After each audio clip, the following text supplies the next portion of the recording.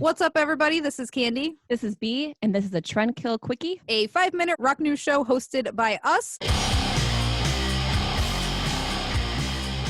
Go ahead and subscribe for us before we get started, and we will go ahead and get right into it.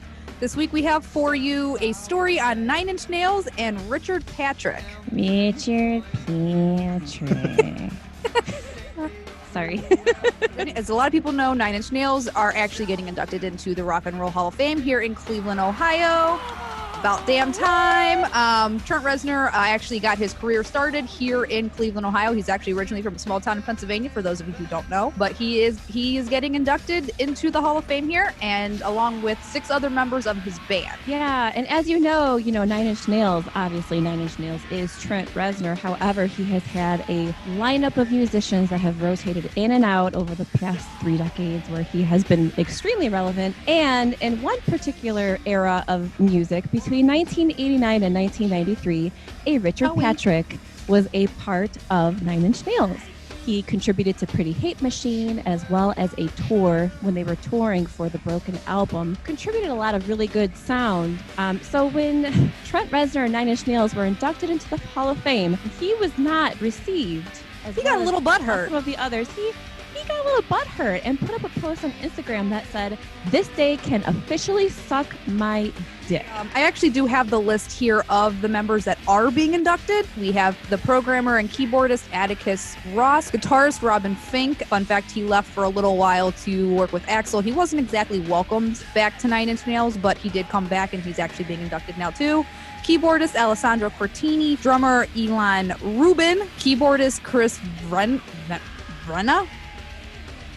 And then finally, bassist Danny Lohner. So I can kind of understand why Richard Patrick is a little bit upset considering where he was in that era, but you kind of look at the length of time those other musicians had spent in 9 Inch Nails and the contributions they made during that time. We're a little greater. Richard Patrick's contributions were obviously significant. I mean, it was only for 4 years he was a part of the band, and he has established himself as the frontman of Filter, and he has a very well-known band that is kind of he's more known for than his time in 9 Inch Nails. I'm a huge 9 Inch Nails fan. I had no idea that Richard Patrick was ever in 9 Inch Nails. So apparently, Trent Reznor and Richard Patrick had met a few times in the late 80s, and at one point in a record shop, they were together, and Trent had approached Richard because he liked a lot of his guitar tones, knowing him as a musician. That's how Richard Patrick actually got into 9 Inch Nails as a touring musician for those years between 1989 and 1993. However, once Richard started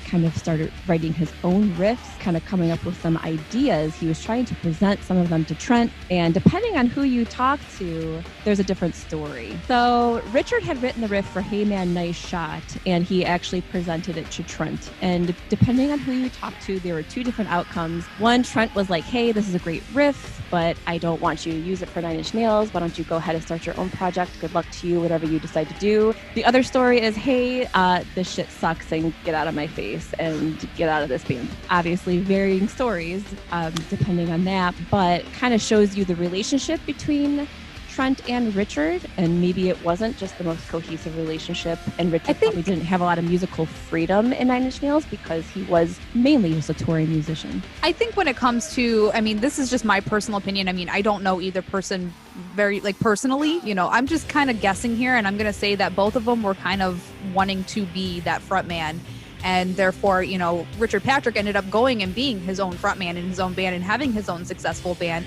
Obviously not quite to the success level that Trent Reznor has. Trent's also been doing this, and for those of you who don't know, Trent's been doing this since the 70s. He actually started in a new wave band in his small town in Pennsylvania as a new wave band. Those tracks are so They are so fucking good. If you've never listened to his old 70s, early 80s music, do it. Do it, and listen. Because my mom actually baked him a cake for his birthday, one show that she went to see him play. Well, I know I've told you this personally, Libby, but my mom and Trent Reznor went way back, and they were friends a long fucking time ago. And she actually baked him a cake, and he cried.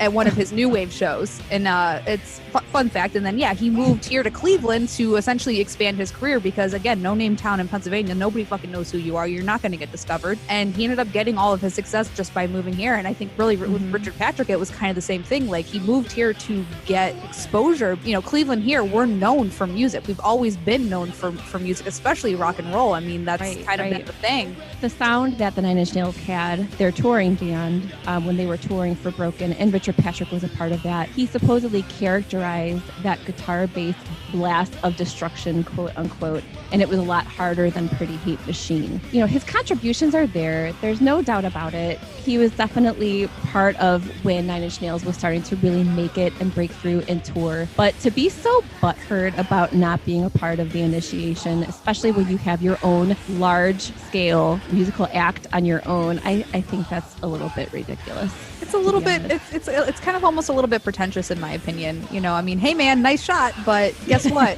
At the end of the day, Nine Inch Nails is Trent Reznor. We're not worthy. We're not worthy. We're scum. We suck. We love you, Trent. Once again, go ahead and like, subscribe, look for us on Facebook, Trendkill Quickie. Hit the little notification bell so you know when the episodes come out, because right now we don't have a lot of news. So once again, I'm Candy. And I'm B. And that was a Trendkill Quickie. Hey. Bye.